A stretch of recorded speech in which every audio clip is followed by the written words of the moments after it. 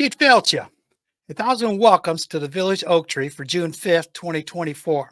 I'm your host, Terrence O'Donnell, and thank you to everyone who's watching or listening for joining me once again. Today, I've got my friend Mitch, and we're going to talk about all the things that's on everybody's minds right now. And with that, I'm going to bring him on.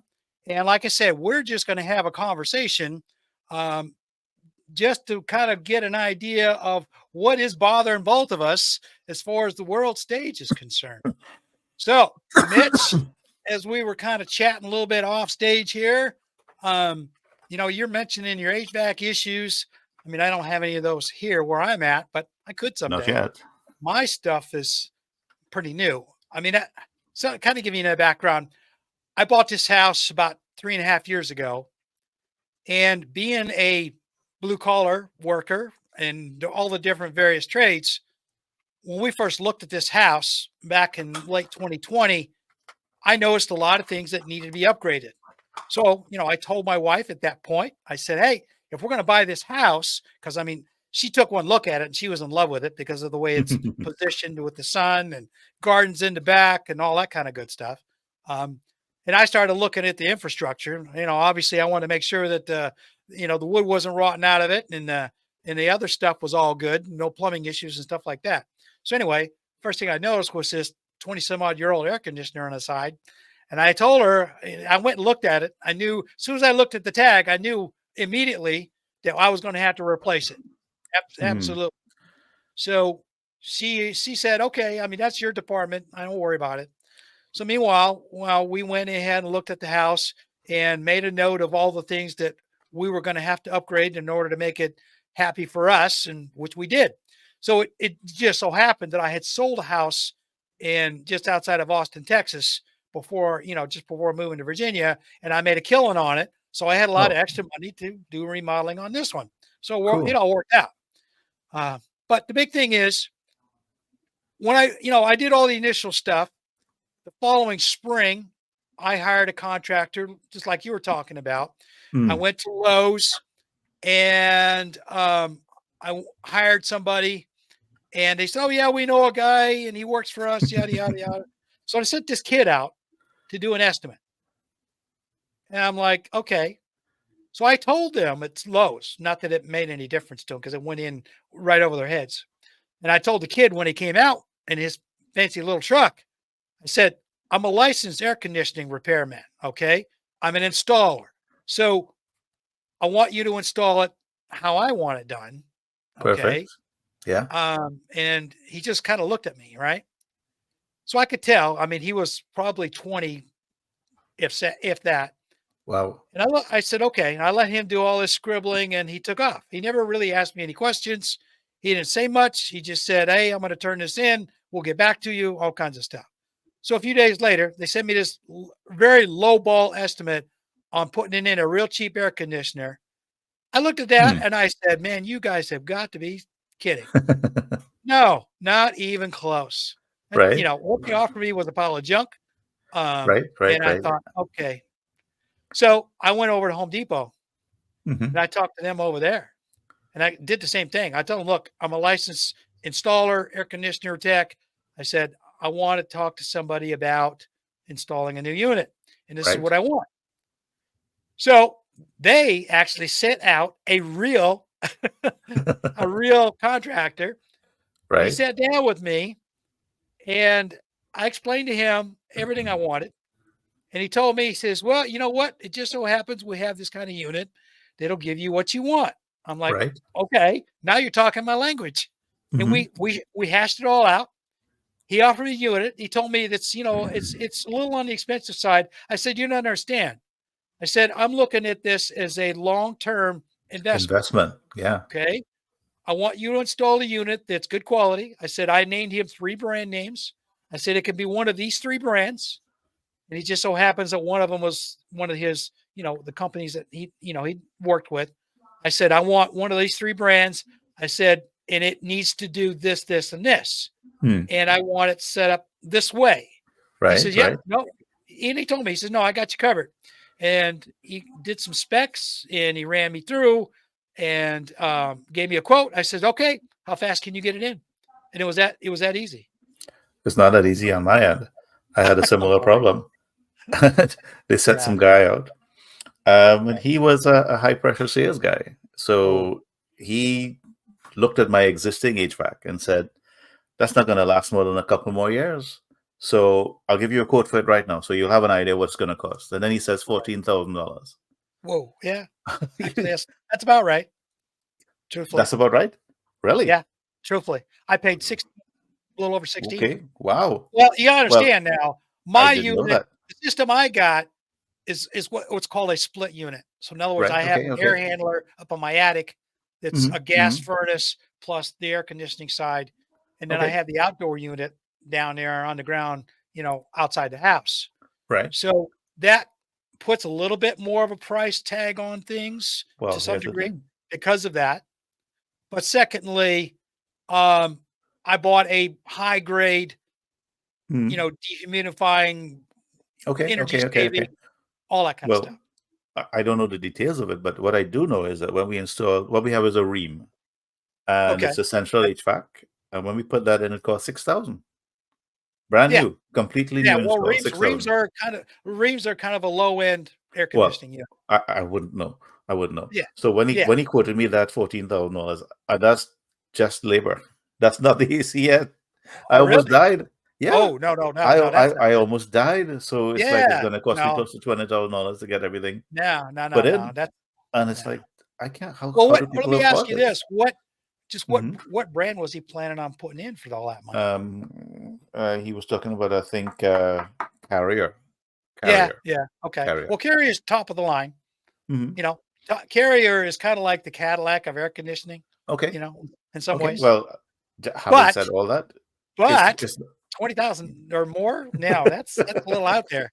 it's I'd be a lot questioning out that there. too. I'm a retired person, Yeah. and the storms that come through on a regular basis, I'm not sure how long it will last. Our Right. temperatures have been going up. Yeah. This last past week, we've been hitting close to 100 degrees. Ooh. What is your experience on running the H? What temperature would you set your HVAC at? I was Well, told you need to set it 20 degrees below ambient. Is that something mm, that you would do or no? no. What you need to set is a temperature range that's comfortable for the people in the house. Right, Okay. Well, I say that, because that's kind of broad, but at the same time, you want something that's going to kind of what I call mid range, so that you hmm, have the dehumidifying aspect in the good, summer and you have the right. humidifying aspect in the winter. In the winter, right? Okay. Okay. Hmm. So, my unit has got a separate unit that does humidifying and dehumidifying. Well, the air Okay. conditioner is set up to do dehumidifying. Okay. Okay. But I Correct. have a Yeah. separate humidifier that runs in addition to that, that adds a little moisture in the air when it needs it. And again, Right. I have a special kind of expensive wall thermostat that senses that. So Oh, that's okay. part of Okay. that's Okay. part of Okay. what I paid for. But I Right. knew what to ask for. You know what I mean? I wouldn't So have a clue. you would never know that. You know what I mean? I would never clue. No, I The don't know average anything about average that. Joe wouldn't know to ask for things like that. Well, But in your the other thing case, is, oh, go ahead. the other thing is, if you're in Virginia, how much runtime does your actual machinery get in Well, summer? Like it's not even summer now, and my yeah. my it runs and it almost doesn't want to switch off. It Well, almost that runs well, continuously. I'll tell you, there's two schools of thought.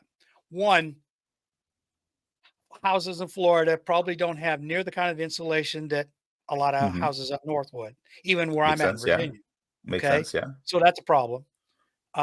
And secondly, if you got a really old AC unit, it's probably not doing the capacity that a new unit would Hmm. do. Makes Okay. sense. How old? Do you know how old it is? Yeah. Yeah. We put that in 2014, Okay. I'm trying to so think it's back. reasonably new.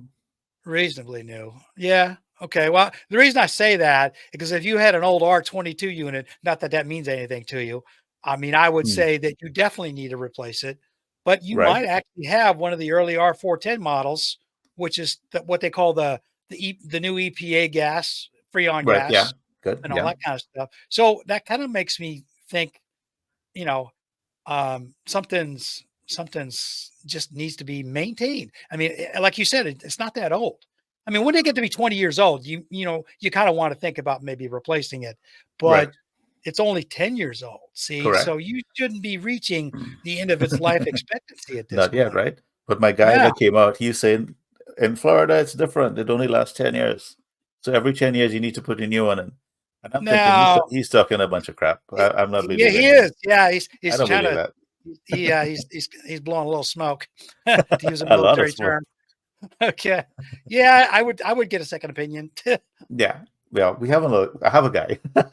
I told you Yeah. about my old Real guy. guy. So I'm gonna ask him to come out, take a look at it, Right. and Right. strip it I mean, down, here's check the the thing. pressures, whatever. There's a possibility that some maintenance needs to be done. Mhm. Maybe a new fan motor on the outdoor unit I suspect or so on because it's making a bit of noise. I suspect so. yeah. Yeah. I mean, at 10 years, the outdoor what I call a condenser fan motor, the big one on the top of the Mhm. outdoor unit, they will wear out and they're Yeah. not that expensive to replace, $300 or $400 Right. um, as a rule. Okay. Now I might be a little lowballing that, but still you can do it you should be able to do it. You know, I used to, I used to put the motors in and they would cost a couple $100 for the motor and Right. labor was maybe another $200, give or take. So like I said, back when I was doing it, you could put a new condenser fan in a unit for less than $500. Okay. Yeah. Now it might be a little bit more than that now, but Right. it can't be Right. that Right. much more. It All can't be right. that much more. That's what I'm Yeah. saying. So when I put this thing in brand new, and I mean I'm talking a completely new install. They put the whole thing inside the garage and outside. We put the platform, everything. Hmm. $6,000. So to Yeah. go from that to 14,000 and then plus the AC, Yeah. I'm Now like something's not right. something's wrong. Something's wrong in Yeah. Dodge. That's no, I don't no, like the no. smell of that. That's something's Right. wrong. Well, I mean, I had a similar thing with some plumbers here a while back. Mm, I had kids coming to visit with grandkids back in January, and I have a spare bathroom in this house, and I knew that the drains on it were not right. mhm. Well, I did what I could without running tools down it and all kinds of Yeah. stuff. So I said, well, you know what? I'll just hire a plumber to come out there just in case it's something serious. Mm, Right. So they come out there and they did their thing, and supposedly a reputable company. And they come out and they charged me twice because they cleaned out the vanity trap and the right. bathtub trap. So for Mm, them, there was two different jobs. I thought, okay. okay, that's not right. And then they charged me a lot of money, and then they tried to sell me on a maintenance contract. And I Right. thought That's to a myself, subscription. oh, okay, something's not right with you guys. Yeah, obviously I'll pay you because I hired you, but Hmm. you're never coming back. Correct. That's a trend these days to get everybody to do a subscription. Oh yeah, yeah. Everything is a subscription now. Yep. It's kind Well, of crazy. back, I want to say 30 years ago, I worked for a commercial Hmm. restaurant, maintenance company, and that was their deal back then. Well, it makes So, sense if it's commercial. I mean, it's getting a lot of use, so right. you don't Well, mind having regular. to a degree. So let me give you an Hmm. idea. This was Hmm. back in 2001, just before I left to go to Afghanistan. Hmm. And so working for this company, most of my work was doing these contracts. And that's how I learned then that although you're selling these contracts, you can lose your shirt on these things. And this Hmm. company I worked for they were losing money hand over fist. Okay. Okay. Okay. But the big thing was that I would go out and do the work, and all that kind of stuff. And sometimes it was just a matter of going out once every 3 months and changing filters, air filters or something. Or Yeah. sometimes I'd have to go out there and do a big job. But, Hmm. the company was paying for this contract. So Right. they got it. I thought, wow. So when I was running my business, I didn't offer any service contracts. No, no, no. I mean, I was already doing extended contracts for Frigidaire, Lowe's, and all this other stuff. Right. So I didn't figure I need to do that on my own. I wasn't going to do it under my brand because I knew how much of a losing deal it was. It makes sense. Yeah. Okay. Okay. When I did a bit of work with a friend of mine from next door, and he was mowing lawns at one time. So he was telling me about it. Mm. And people do the subscriptions with lawns as well, right? So you Yep. get 4 cuts a month, $100, and during the winter time it'll be down to one or two. Right. He had something like 30 customers paying him $100 a month. He wasn't doing too bad. Huh. And that was just him alone. He wanted me to Right. join with him. And then we could have taken on 100 customers. Yeah. And that's cutting lawns, So it's not bad. It's not bad business. The work is Now, there if you want to well, do it. some things you can make money on. Yeah. But Really. it's, The big thing is if you charge a flat rate for something, okay, hmm, and you're expected to do X amount for that flat rate. Okay. hmm, So you charge, like, for example, like you're talking about, charge a customer X amount to mow the grass. hmm, So you got to figure out how much gas you're going to use, how long it's right. going to take you to mow certain person's lawn, all that Hmm, kind of stuff, and all that factors in. yeah. And then you got to figure your labor rate, which should be I say that should be based on what everybody else in the area is charging. Yeah. Okay. And you want to be competitive as far as it goes, but you don't want to undercut yourself at the same time. Well, you So got to make a living. So you got to make a living. you got to Exactly. make a living. Exactly. Yeah. Yeah. So it's So, not going to be easy. lawn cutting can be lucrative if you He was doing all are right. He was pleasant. doing all right. Yeah. If you're a pleasant person, you're nice to everybody, don't charge them an outrageous amount, you'll get a lot of customers. And that's not Yeah. a bad thing. I He mean, was doing all right. He was doing all right. He had at the yeah. end of it, he had a couple of guys working with him, and he was pretty much Right. just staying in the van while they Yep. were doing the work. He was just coordinating with them and the Right. customer. He was the go-between. I kind of liked his model. He did Yeah. it, and then he got Well, people to do it for him. right. But it worked Right. out. But he Yeah. was telling me he was trying to expand, and he was having trouble getting people to work. Uh-huh. And I There think you that's go. one of the big challenges that people don't seem to want to work these days. Well, here's what I will tell you. There's that. Now, what I'm learning, and this is something going back the last 20 years, is that one, there's a certain demographic here in the United States that is exactly what you're saying. They don't want to get their Mm. hands anymore. Hmm. Okay. Hmm. Now, on the other hand, you have a lot of people who are immigrating into the country, Hmm. by one fashion or another. And, I'll leave it at that. But they're hard workers. Okay. Well, They were doing this kind of stuff where they you came have from, to. but Hmm. they got chased out. Okay. Hmm. And Well, so, if I can just butt in as an immigrant myself, um, when I came in, I, I I used to be a pharmacist back in my mhm, home country. So I went to university, have a degree, worked yeah. for almost 30 years. I mean, I'm as experienced as you can get. But when I came here, my degree wasn't recognized. Huh, So to pay the bills, I had to do manual work, and it's fine. I'm willing yeah. to do it because I got to eat, right? Oh, yeah. So I delivered groceries, I cut lawns, Mhm, I helped my friend set his business up. It didn't work out for him, but I was with him for a little while.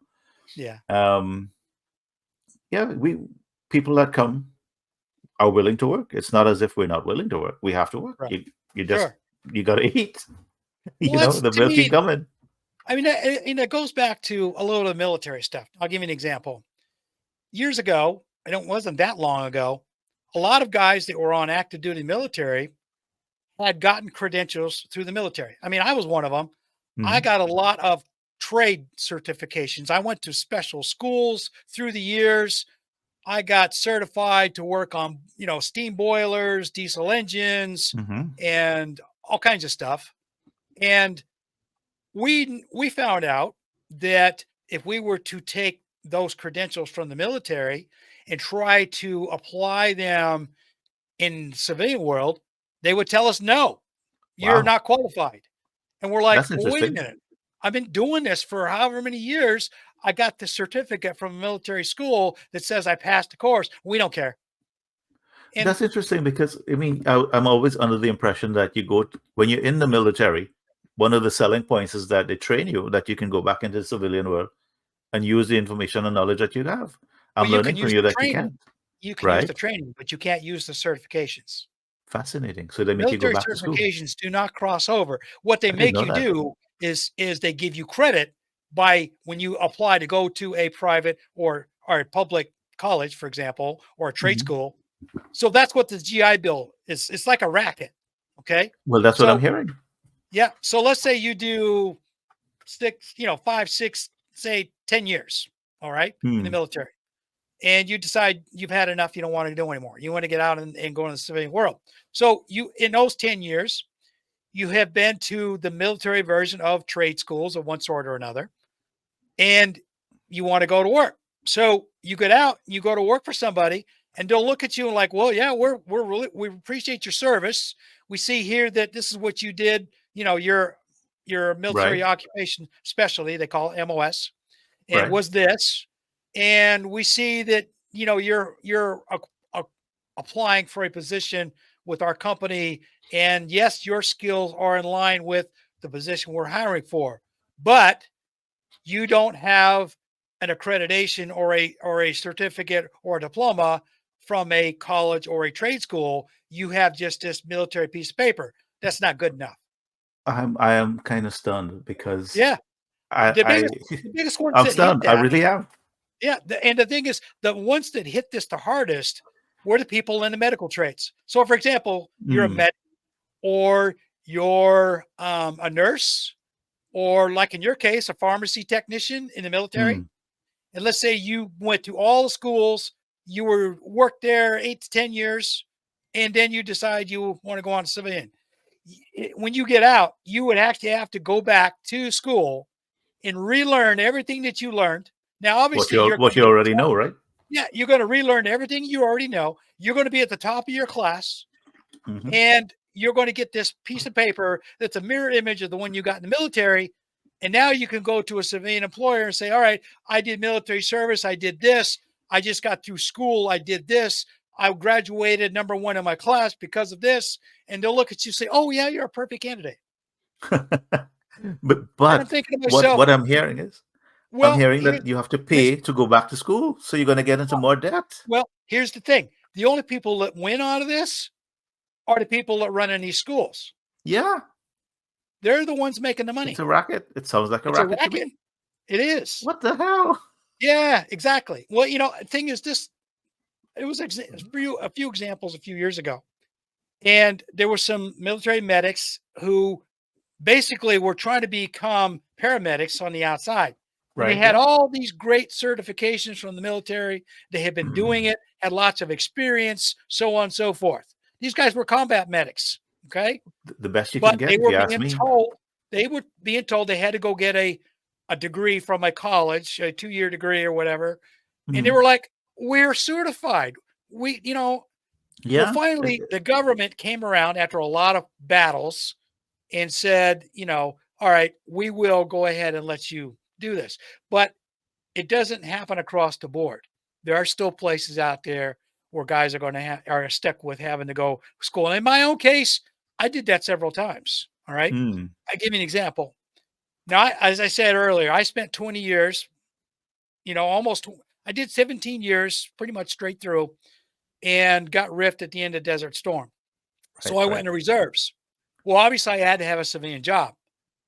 And I messed around for a bit and finally decided, you know, I need to get a little more. So I decided to use my GI Bill before it ran out and go to Hmm. school. Hmm. So I applied to this university trade school there where I was living in East Tennessee at the time. And they actually had a program going for veterans. So I'm Hmm. like, oh.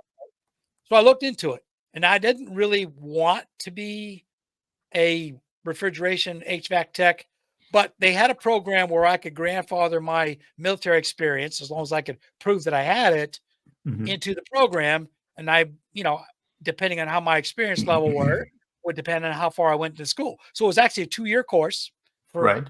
normal people. So I started the course and used my GI Bill, and it didn't take long for the instructor to figure out that I knew what I was doing. Okay. It didn't take long at all. So I shot right to the top of the class, and I Right. stayed there at the #1 slot the whole time. Right. So at the end of 2 semesters, he told me, he said, I can't teach you anymore. Right. You're already way past everybody else in the class. He said the other 2 semesters of the class, when we come back from summer break, is just putting ductwork together. You've already Hmm. proven to me that you know how to do this. He Hmm. said, I don't see any point in you coming back. He said, I'll graduate you if you could find somebody to set up an internship with and prove to us that you're starting an intern program with somebody. He Right. said, we don't really care. It's just a piece of paper. He said, but if you give us something from a company that's, going to do that for you, we'll graduate you and you're out of here. Yeah. I'm like, Yeah. I'm Sounds good good. with that, and it Sounds worked good. out. So I did a 2-year course. I did 4 out of 4 semesters. I did 2, graduated number 1 in the class, Hmm. and went to work. You see, Now, it just doesn't make sense to take all that training that you got in the military and just yeah, basically toss it aside and say you have to go well, back to school. I did the same thing when I went to IT school. Hmm. Okay, so in 2020, well, back in 2019, I I left a job that I was doing really well at, and I was actually kind of what I call middle management Hmm. there after a couple of years. Hmm. But they were having financial problems, mismanagement problems causing Hmm. financial problems. So the handwriting was on the wall. So I thought, okay. I started doing some kind of looking around just because I told my wife, I said, something bad's coming. I just know it. And I don't have a good feeling about this. So I started asking a few questions, and somebody told me, well, you know what? All these skills that you're using there, you probably can find comparable, so just be looking. I'm like, okay. So, I did all that. Well, I just, I don't know. You're familiar with intuition. Okay. I'm going to ask you about that in a minute. Yeah. I had an intuitive feeling that if I didn't leave this company right now, Hmm. something bad was going to happen. And Hmm. it proved to be right. Okay. Yeah. Yeah. So Yeah. I Yeah. left, I resigned from the company and applied, different things. And turns out that the VA had a program for, disabled veterans to get retrained. I said, okay. So I fill Hmm. out the Hmm. application. Now, at my age, I was 60. I was like, I don't really know if I'm going to even get picked up. Right. I was already looking at going to work for another company. So now, lo and behold, they said, "Oh, hey, you've been approved." I'm like, seriously? Okay. Right. Yeah. So they told me you're approved, so you can pick a school, trade school, and they At would pay for 60. it At at 60. 60. Yeah. That's Right. fascinating. Yeah. That's what I said. So Why I'm bringing it up though, forgive me for cutting in, is that you would think you would want to retire, and the government is encouraging you to go back to work. So I'm wondering if this is part of their whole program to keep people employed well, forever, the or VA is it gets something? money. The VA, this program, they get money from the government to fund these Yeah. programs. So it's one of those pick a school that is going to offer you a good trade after you get finished, which Hmm. going into the IT trade was a big thing. It still is. Okay. Yeah. Yeah. Yeah. Um, so the big thing was I decided that I needed to get into something that was less prone to mismanagement in a lot of ways. Or Hmm. if I did go to work for a company like the one I had quit, um, that I could immediately segue to another one doing the same thing without too much Hmm. of an issue. Hmm. That was my thinking. All right. I Hmm. wanted to work for a little while longer. Hmm. Okay. Yeah. Yeah. Nothing wrong with So that.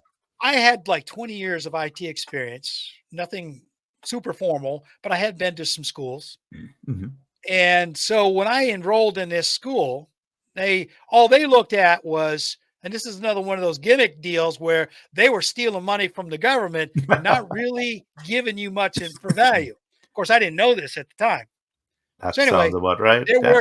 were there were two IT trade schools in Austin, Texas at the time. The first one I looked at was an obvious scam. Mm. Okay. And I vetoed them guys right away. The worst part was when I went to the veterans counselor, they were trying to get me to go there. And I said, Mm. no, okay, Right. no. I had already looked at this other school. They had a better program. They were Mm. doing in class instruction and stuff like Right. that, which is Right. what the Right. other one wasn't doing. And I thought this is a better program. They were reluctant to let me go. And I said, no, you told me, and it's right here on this paper you gave me, that I can pick whatever school I want as long as it's an accredited school. And they Right. said, yeah, well, we did say that. All right, we'll let you go. You know. So I started the school. Well, of course, my first day of school was January 2nd of 2020. All Mm. right. Think about that. what happened in March of 2020 to the whole United States. I don't The remember. whole You tell country me. got shut down. COVID. COVID. Yeah. Right. So then we went on spring break about the middle of March into first part of April. And during the spring break, they told us not to come back to class. We're going to do everything remote Remote. at home. Yeah. So I had to, scramble around trying to find tools to do remote classes, which I did. Because here's the other thing about this. I started the school in January. By the time we got to spring break in March, it was very obvious to the instructors that I was way ahead of everybody. Again. I was way out in front of everybody. Right. And so they were trying really hard to give me some advanced instruction as best they could. And at the same time, try to get the other guys to kind of at least get up to standards. Right. So, I was okay with that. It's not like I hadn't Mhm. been there before. But anyway, working, going to school from home, we did the same thing. The instructors encouraged me to take on extracurricular work since I had, time at home. Classes only ran like half a day. So Right. the idea was the afternoons was scheduled for doing homework.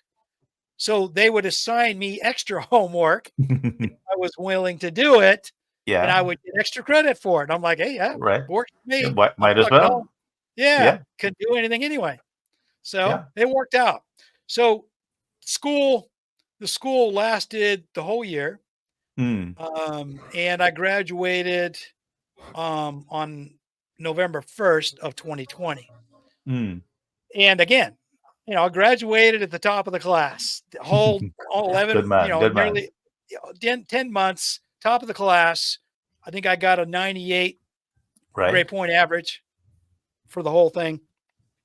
I got all these IT certifications from CompTIA. And Right. so when I moved to Virginia that same, in November of 2020, it was easy for me to start picking up work. Yeah. I started doing as a gig worker because we were trying to get this house remodeled and all Right. kinds of stuff. And then by April of 2021, I had picked up a full-time job with the state of Virginia. Cool. Yeah. Yeah. So like I said, it all worked out great in that end.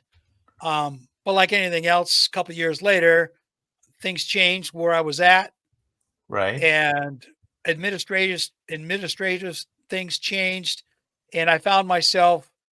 I had a job on paper, but I didn't have a job once I showed up for work. I mean, I just sat around doing nothing, Oh and I my. thought, okay, this is not good. That's not good. Um, Yeah. That's it yeah, doesn't bode well for the future. exactly. Well, that's what happened. So I did that for a few months. My job basically transitioned from being an IT technician to a trainer. Right. And they had a program there for college students. Mm. So the idea was to, these young men had to be in college going, computer sciences and stuff. And they would come in as interns. Of course, they were paid, but they weren't paid all that much, but they were Mm. paid interns. And my deal was to train them. So basically it was on a job training, which I Right. was all Right. about. Mm-hmm. Well, Mm-hmm. being the enterprising person and experienced person that I was, I hired a couple of really good interns. These guys were very, very smart. Right. And one man in particular was extremely smart. Right. And so I just let them run with it. And they basically put me out of a job. And Uh-oh. I said, okay. Well, the point was by I want to say this Mm-hmm. May of 2022, like I said, I was pretty much out of work. We didn't have Okay. enough stuff going on there to even keep the interns happy. So I had worked it out so they could go to work for other departments doing Right. Right. other related things for their college degrees. Mm-hmm. I had almost next to nothing to do in the repair shop. Occasionally we have some project going on, but it really had gone down to almost nothing for them guys too. So like I said, one guy graduated from college and he got a job right there in the state department where we were at. He got bumped upstairs basically. Okay. Right. Which is good for him. And then the other guy, he was getting ready to graduate. So as I said, what happened was I had reached Social Security retirement age by this point. Right.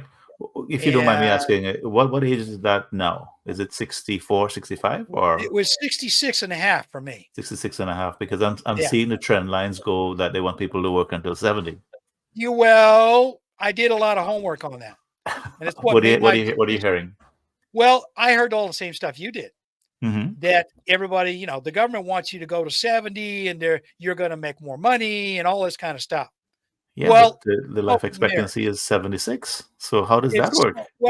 well, the thing is, depending on where you're born. Right, If you were born like my younger brother, for example, was born in 1959. So right, he had to wait till he was 67 in order to collect right, his benefits. right. And so in my case, though, because I was born in 1956, I came in at 66 and a half. So it's, like I Okay, said, it's like being prorated. okay. Okay. Yeah. Now, the Mhm. big thing about that, again, depending on your birthday, 66 and a half, 67, what have you, it doesn't really matter. Right. Point is, when you get to that point, they want you to put it off. They want you to continue working until you're 70 Hmm. because the government makes money. All Hmm. right. You're still Hmm. paying into Social Security Correct. benefits. You're And they not get to use drawing it. any of it. They Right. say that you're going to get an increased benefit if you wait until you're 70. And that's okay up to a point. What they don't tell you is your life expectancy. Okay. No, and I'm seeing You have to look 76, at, 77. yeah, you have to look at your life expectancy. So Hmm. if you are a very, very healthy, very financially well managed somebody, Hmm. okay. Let's say you got a couple $1,000,000 in retirement set aside, all that kind of good I have stuff. to laugh. Okay. I have to You can laugh. afford, yeah, you can afford the best doctors, so on. Then you Right. can afford to wait till you're 70. Okay. Correct. Correct. But for those of us in the working class, and myself being a Right. 100% service connected disabled veteran, Right. my life expectancy is not as good as them guys. Another And thing that's you what, told me, if you don't mind me just interrupting, perhaps, you told me that you were exposed to a lot of chemicals oh, yeah. as you during your working career, all those fire Yeah. retardant foams and all that. Yeah. Yeah. Those things will shorten your life. Yeah. They Well, will. that's the big thing is, and that's part of what I got from the Veterans Administration was that guys like me who got exposed to chemical solvents, Hmm. fumes, Hmm. bad air, toxic water, and Hmm. injected with medicines that we found out later that were not good for us. Okay. Right. They All those experiment on things. you guys a lot. Yeah. So the VA has dropped our life expectancy down based Correct. on their research. Yeah. I Yeah. Yeah. looked at that and I told my wife, I said, you know what? If I work on which I could work until I could have worked with the state until I Hmm. was 70 or beyond. Hmm. Um, Whether I was actually doing something when I showed up for work or not is irrelevant. I would have Right. had a job and got paid Correct. a good salary Salary. for as Yeah. long as I wanted. Now, where I was working at the time, I would have had to transfer because that was part of my transitional thinking. We got a new boss, Hmm. and he knew at this point that I didn't have a job, and he Hmm. was looking at restructuring things. And I told him, I had a conversation with him. I said, look, I said, I'm at the age where I can start drawing Social Security, my full benefits. Okay. I'm there. All right. Hmm. I'm there within the next month, I'll be eligible. All right. I said, so I got the option of retiring, so to speak, Right. or I can continue to work for the state. But you and I both know I don't have a job here, and you obviously want to save money. So cutting my position out, which was invented for me in the first place a couple of years ago, Hmm. cutting my position out and putting it back the way it used to be is smart for you. Hmm. And I'm not going to make a choice. I can either retire Right. or I would have to go to work for another agency. Right. So it's really 6 to 1, half dozen the other for me. And I Hmm. told him, I says, my wife and I have been talking about this, and it makes sense for me as a veteran to Hmm. go ahead and just take my Social Security benefit and run with it. Yeah, And I agree with you because your you time know, is your own. yeah, well, that's what I learned with doing a deep dive into all this was that for guys like me or anybody else, maybe not even a military member, but let's say somebody's worked trades all their life. Okay. And people beat themselves up. They beat their Bingo. bodies up doing trades. Yeah, Uh-huh. I've seen it. Exactly. those are the guys that need to take their Social Security as soon as it becomes available. Okay. Correct. You Correct. don't know what's going to happen down the road. But for the white collar guys who sat in office all their life or went to boardroom meetings and it got a couple of $1 million or more in the bank, well, they can afford Mhm. to wait. They can wait, yeah. But I've looked at working class guys. I've worked with them, and I mean, they don't use hearing protection. They No. don't use respiratory protection. I've seen a guy cutting tiles, and all that dust is kicking up in his face, and he's just Uh-huh. wiping it off with a rag. Yeah. You can't breathe that. Right. That's just dangerous. Exactly. Yeah. There's no hearing protection, no respiratory protection. I'm Right. seeing guys cutting wood on a circular saw, the Yep. table saw. Yep. No protections whatsoever. Right. It's insane what they put themselves through. It is. It is. And a lot of it And is because the companies they work for won't pay for that, even though by no, law they're supposed to, yeah. So how you but even, expect but yeah, people to but it continue goes doing back to that? what I was saying earlier about Mm, folks who are coming here from other countries. mm-hmm, And let's say the country they came from, they're making a lot less money where they were at. mm-hmm, So they come to work here. And of course, the employers here, the corporations here know this. So they're obviously going to pay these guys. They have nothing. to pay them at least minimum wage. So Yeah, they pay them not much more than that. right, And these guys go to work thinking, oh, hey, we're doing great. We're making a lot more money than we made back home. And right. then, of course, after time, they realize that, oh my, we are getting paid underpaid. Well, of course, it's too late for them now. But like you said, these guys are doing all of the dirty jobs that most Americans don't want to do anymore, the trades, Well, whether that's it's landscaping or mm-hmm, plumbing mm-hmm, or what have you. I mm-hmm. don't see some of these guys do get into, do get their licenses and get into the higher skilled trades like HVAC and refrigeration, stuff like that. I think that's going to But be for the big, most part, they stay in the what I call the lower skill ratings, and right? they manage. Mm-hmm. I feel bad for a lot of them because they aren't getting by. They're getting messed over. But Well, still, I um, suppose it depends. Remember, I brought up a couple minutes ago that house cleaners were getting a bunch of money to oh yeah, clean the houses of the wealthy people. right. So as the That's a skill new thing. sets and the actual pool of available labor is getting smaller, Yeah. even the low skill jobs are going to start becoming much more expensive. Well, this Something to goes look back at. to the whole broader scheme of things. Okay. Now, Hmm.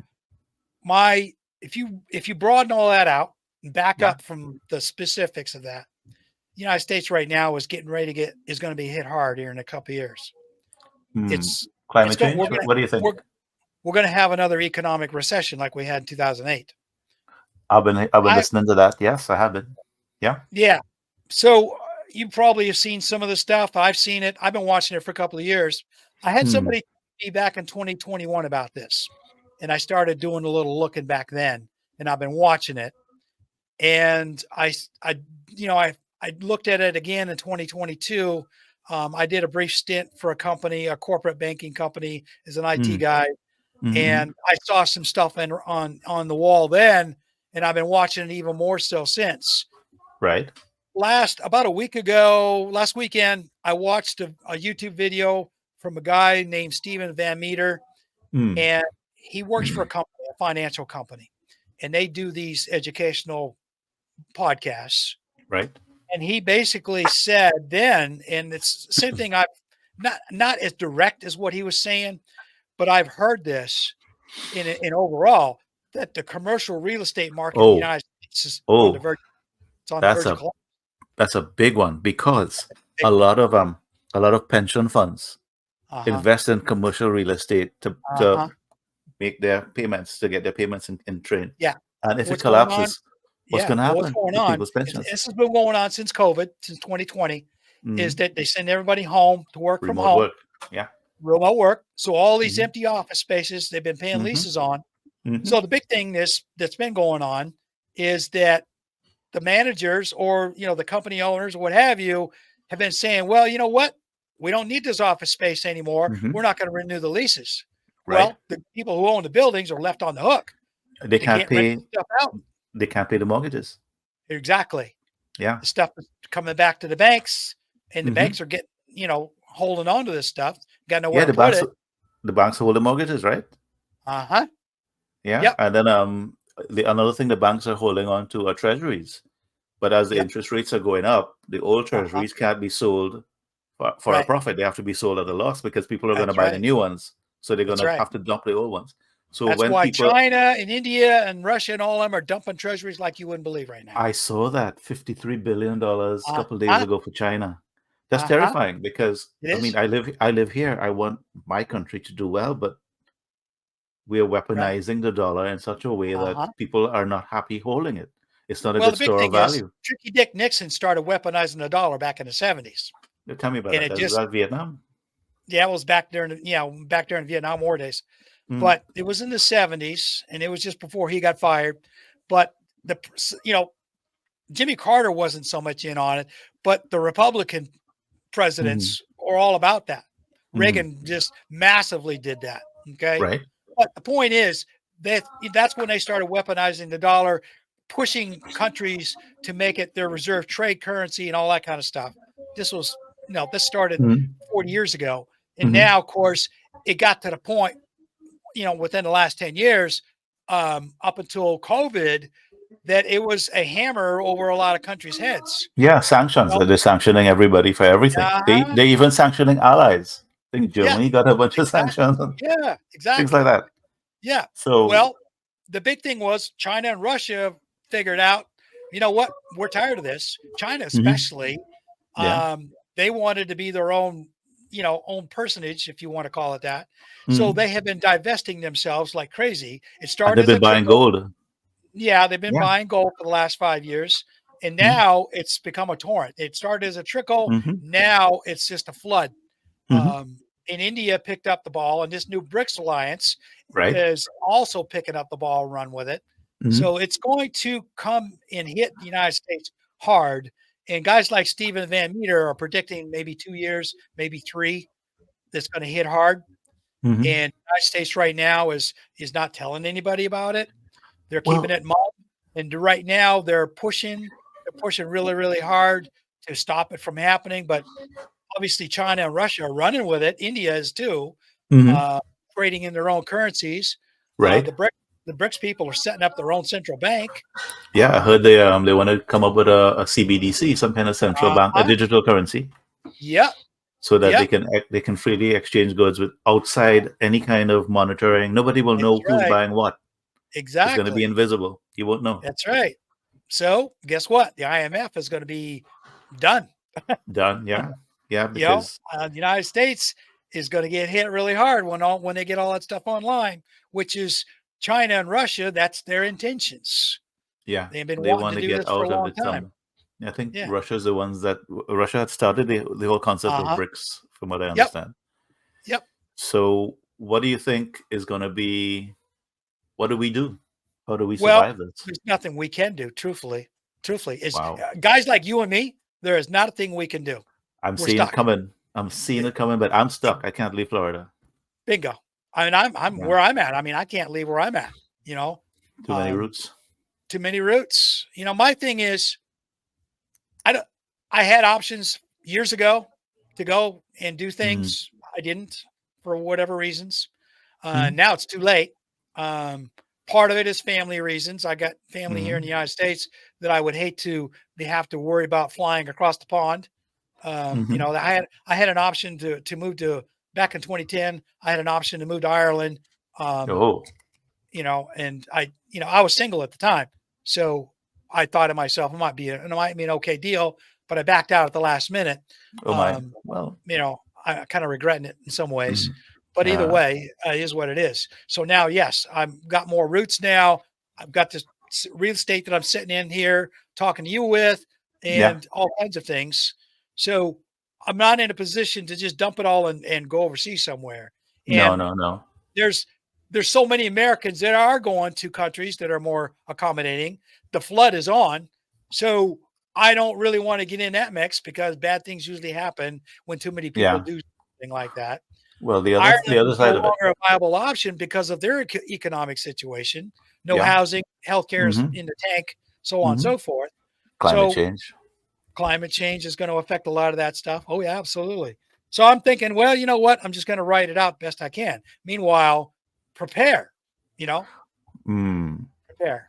Prepare, yeah. Well, I mean, I'm not a financial planner, as you know. No, I'm Um, well, I did but some financial things. you The only did? thing that Oh, scares me is that my income right now comes from the government. So yeah. if the government crashes, I'm crashed. Don't mind. Well, I mean, we can start looking at what the other countries are doing. Somebody is a, a lot of the YouTubers are saying buy gold, buy silver, and hold on to I it. I invested in what they call gold EFTs. So that's paper then. It's kind of. It's kind of. They're like Mm. exchange funds on Hmm. gold. You don't actually have to physically have the gold here, Okay. which I thought to myself, that's not a good option. I'm not keen on having gold bars stored in my house. That's a No, recipe that's for a. disaster. Okay. But by going through a brokerage house, for example, you can buy what they call these EFTs, and Mm. it's like almost like having the gold on your in your safe. Yeah, I get you. Okay, that might be a good And thing to do. the thing is, it's like any other commodity. The prices fluctuate depending on the prices, but Mm. gold being the way it is right now, it's it's one of those where it does this, Right? but it does this on an upward trend. Yeah, yeah, yeah. Okay. And I'm watching it and I'm thinking to Mm. myself, okay, we're just going to let it ride. And it's Yeah, like anything else. You make an investment like that, you have to be willing to stick it out for the long term. yeah. If you're a short term investor, you're going to It's lose your not shirt. gonna. Yeah, But if but you you're can't if you really. got some, the money I invested was some old IRA stuff that I got from a company I Mm. used to work for, and I've slowly built it up a little bit here and there over the last few years. So Right. I decided, you know what? It's really not doing me any good sitting there collecting a pittance of an interest rate. Yeah. Let me let me invest it here. Mm. It's Mm. basically what I call play money in some Right. ways.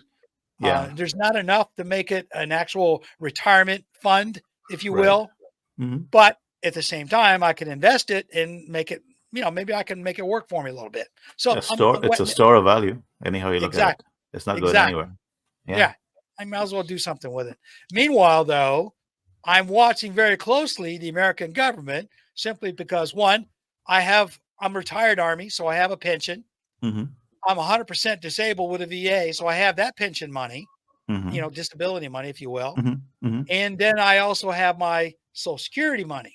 Right. Okay. Right. So I Right. can Right. live a comfortable lifestyle as long as I Correct. don't get crazy. Right. Um, at the same time, though, I am solely dependent on the US government for my livelihood, which is a little It's a scary little right now. scary because the government.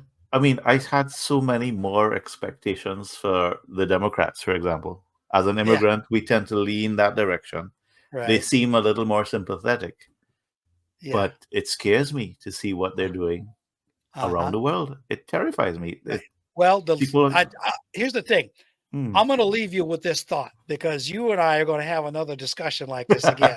Okay. I don't I'm mind. going to This leave this you is with fun. this thought. All the stuff that I've been watching. Now I watch a lot of other people besides the financial guys Right. on YouTube. All right. So I'm watching Professor Mearsham, Scott Yeah. Ritter. I love him. I love him. Nice Okay. family. He's the guy. He's the guy. Yeah. Judge Yeah. Napolitano or whatever his name is once in a while. Napolitano. I look at him too. Yeah. And, some of his guests, but I noticed that there's like three guys for sure, maybe more, that they make the rounds of all these podcasts. Jeffrey So Sachs. Jeffrey Sachs is a good one. Yeah. Yeah, he's a good one. But the big thing is, I'm watching podcasts from outside the United States. Okay. Hmm. One of them is Dialogue Works Oh, with I love that guy. Nima. Nima. He's one of my favorites. He's a good guy. Yeah. But it's the idea is you listen to those guys, they're not afraid to ask the right questions. No. And, That's why I listen to them. that's these podcast guests that he's got, these same three guys, and they're not afraid to say it like it is. Scott Hmm. Ritter being one of them, Hmm. Hmm. former Marine, Hmm. but he's not afraid to buck the deal. And I listen to this and what they're telling us about what's going on in Ukraine. Um, and I'm thinking to myself, how is it that these people are that stupid to do this, knowing what's going to happen? I mean, you have to Hmm. know what's going to happen. Yet, what is mainstream news here in the United States doing right now? They're ignoring it They, mostly. They're not telling yeah, anybody. Yeah, it's off the radar. Nobody talks about it on the news. I don't see it on my regular news feed, so I don't even No, bother with it anymore. But I no. mean, you can tell if it's a war of attrition. I'm a complete layperson. I don't know anything about war. Never served. But if it's attrition and you Russians got 1 million people Hmm. in reserve, they haven't even joined the fighters yet. Exactly. How are you Exactly. going to win that fight? No matter what the You're West not does, gonna. you're not gonna. And this latest deal with France saying, I want to jump in and, we want to do some French troops over there to start firing missiles into Russian territory. I said, okay, you'll sign your death warrant if you do that. Well, beside that, the new missiles. This is no again not military. So this is what I'm understanding from these podcasts. The technology to fire those missiles can't be trained into the Ukrainians at a moment's notice. It That's right. has to be French people or That's right. American people using American targeting That's right. systems and American data, American That's satellites, right. and you're going to actually get directly involved with the war, Well, there sending you your are. people to shoot. Well, yeah, okay, but to use the advanced missiles will directly tell Russia, "Hey, Americans are doing this, French people are doing that." Well, They're the not going to difference take is that. the difference is they're on the ground over there right now. Russia knows it. Okay, But the yeah, Russia will problem is know it. they just been firing these missile systems on Ukrainian territory. Correct. Okay. Mhm. Now, though, the game changer is they're talking about firing this stuff over the border into Russia. I mean, I don't think What now? this So is nuclear what's war. been what's the theme with Israel been all along here? We're allowed to defend Hmm. ourselves. Well, Hmm. Russia's going to do the same thing. Yeah, yeah, and they got nukes. Well, that's what everybody's afraid of. I mean, I don't want them to start shooting nukes. I gotta live here, Well, right? that's the whole thing. See, now I don't really think they would fire nukes into the United States, but Hmm. I could see if they escalated enough over there, Russia getting mad enough to fire off some low yield nukes over in Ukraine, Hmm. um, and wipe out some NATO stuff, and Yeah, then at that point they're going to do the Article 5, and everybody and their brother's going to be involved, and here you go, World War III. World War III, and nobody survives World War III. I don't want to. I don't want to live through that. No, no. I don't want to So live through that. hopefully That's the end of that. somebody will calm these guys down. So listen, Well, I'm going to go ahead and leave it at that. Okay, no we're at the trouble at top all, of my the friend. hour. Okay, so I appreciate you coming on and talking to me, and we had a pretty good conversation here. Oh, So I enjoyed it. I'm hoping No we doubt can. about it. Yeah, we're gonna. I'd like to do that again. Whenever Um, you're ready. Whenever the big thing is I'll let you figure out your schedule. Hmm. I'm pretty wide open for the most part. I do All have a right. couple of things coming up in the next couple of weeks, but still, if you want to do this like once or twice a month, that'd be okay. I'm okay with it. You just let me know. Give me a heads Okay. up, a couple of days in front, and Oh, absolutely, absolutely, I'll be absolutely. willing to jump in and have a chat with you. Okay. This was fun. Okay. Well, very good. All right, Mitch, I appreciate you, and I will chat with you on Medium again. No Um, trouble at all, my friend. and we're gonna go from there. So I'm Anytime. gonna drop you out and close up shop here. Take it away. I enjoyed chatting with All you. right. Thank Okay, my you. friend. Bye. So that's my friend Mitch. I appreciate you guys tuning in, and I'll talk to you guys again next week. Sláinte. I want to take a minute to tell any veterans out there who may be watching or listening to this show, or a dependent who may be living with a veteran who may be struggling, but they don't want to reach out because of the stigma attached. I will tell you that I have been there, and I struggled for a few years before I was more or less forced into seeking help from a local veterans center. It changed my life. Not before I lost another family, but at least I didn't end up on the street or in jail, which I came close to. Look at the posters I have showing and take down the numbers shown. 988, then press 1. Text 838-255. Or go to veteranscrisisline.net/chat to talk to someone. It's all confidential, and they're open 24/7. Whatever's going on with you, they can help. I know that the counselors I reached out to gave me my life back. Someone here can do the same for you or your loved one. Help is just one phone call, text, or chat away. If someone needs help, don't hesitate any longer. Make the call that could save someone's life.